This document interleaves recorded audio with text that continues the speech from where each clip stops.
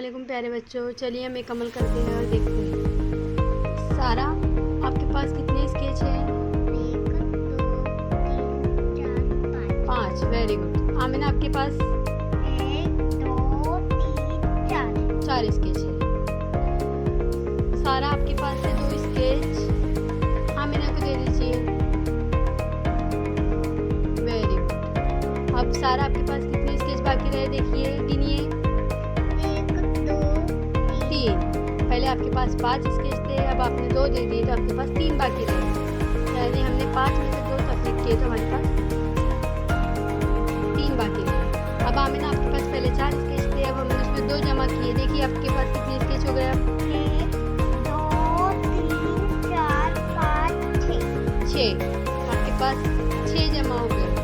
आपके पास जमा का अमल हुआ और सारा के पास तफरीक का अमल हुआ, देने का अमल हुआ, कम करने का अमल हुआ, और आमिना के पास जमा का अमल हुआ।